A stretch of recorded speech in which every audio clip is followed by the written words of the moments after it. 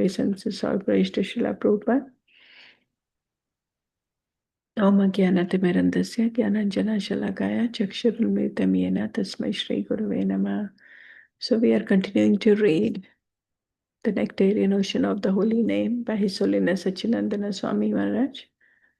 Now we are on the offenses to the Holy Name section. The third offense that needs to be carefully avoided while chanting the Holy Name: to disobey the orders of the spiritual master, Gurur Avagya.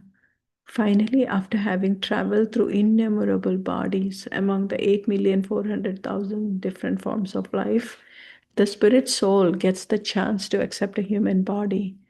This happens either due to natural evolution or by dint of unintentionally performed pious activities, Agyana Sukruti. Only in this very rare human form of life are spiritual activities possible.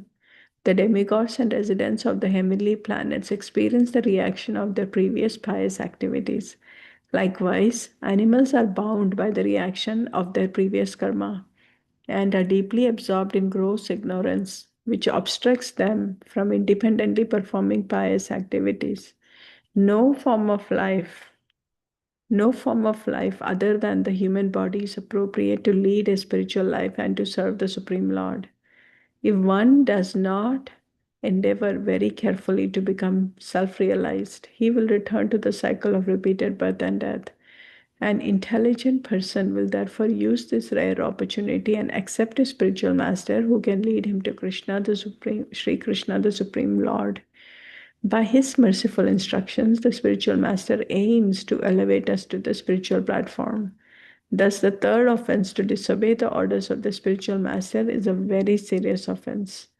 The Sri Harinam Chintamani begins the explanation of this offense by describing the characteristics of a bona fide spiritual master, thus enabling us to recognize such a person. Characteristics of a bona fide spiritual master. The qualified spiritual master is in control of his senses. His principal qualification is that he knows Krishna and understands the science of Krishna. Whether a Brahmana, a Shudra, a householder, or a sannyasi, the determining factor is ability to liberate the living entity from the cycle of birth and death. Chaitanya Charitamrita, Madhya 8.128. In the Srimad Bhagavatam, it is stated that a spiritual master is he who realizes the conclusions of the scriptures and can convey them to others. One who cannot deliver his dependents from the path of repeated birth and death should never become a spiritual master. It is not enough to be a good speaker. As long as one is not firmly fixed in spiritual life, he cannot be a spiritual master. This is illustrated by the following story. Once a mother went to a sadhu with a diabetic son. Although she had tried everything before, nobody could dissuade her son from eating sugar. Thus, hoping that the sadhu's word would impose weight upon her son, she asked for his help. But all the sadhu said was, "I cannot render this advice to your son. Come back in 1 week." After 1 week, the mother returned with her son, and Sadhu said very rigorously, "Do not eat sugar again, otherwise you will kill yourself." The boy answered, "If you say it, then I'll immediately stop eating sugar." Amazed, the mother asked the Sadhu, "Why didn't you just say this a week ago?" "Well," replied the Sadhu, "at that time I was eating sugar myself."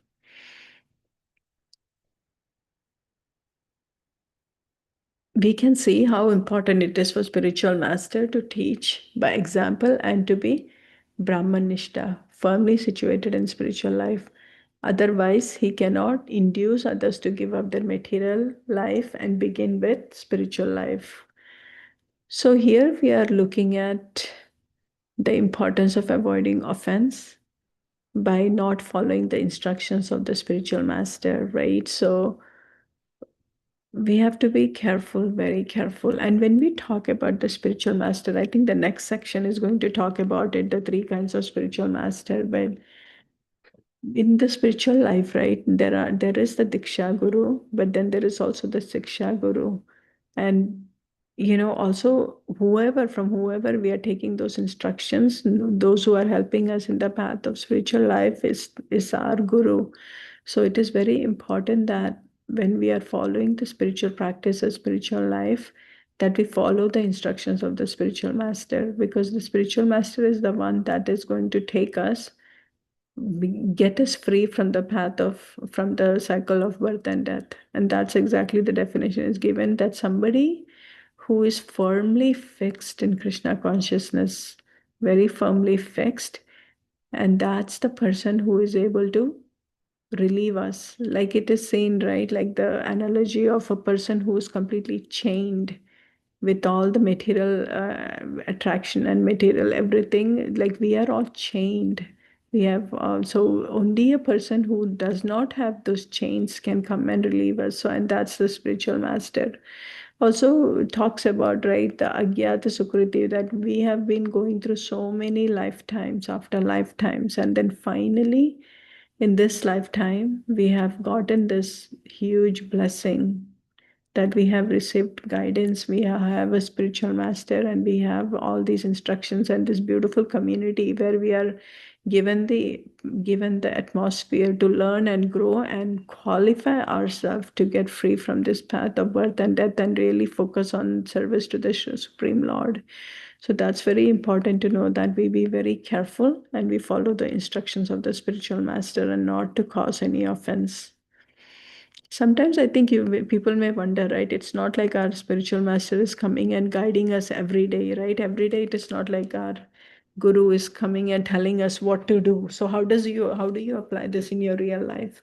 It's really whenever we are following the instructions of the Shastra, whenever we are reading Srimad Bhagavatam or all those books, Chaitanya Charitamrita, Bhagavad Gita, everything that is written by Srila Prabhupada. So whenever we are doing that and we are following those instructions, that is following the spiritual master's instructions. So spiritual master is non-different, right? He is a servant of Krishna, but he is also non-different from Krishna. So everything that you're following, the instructions through the scriptures are going to be his instructions, and that is how we take it. So with that, we can continue to chanting.